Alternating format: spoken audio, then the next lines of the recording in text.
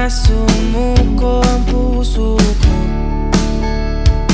sa paulit-ulit na pagkakataon na nasa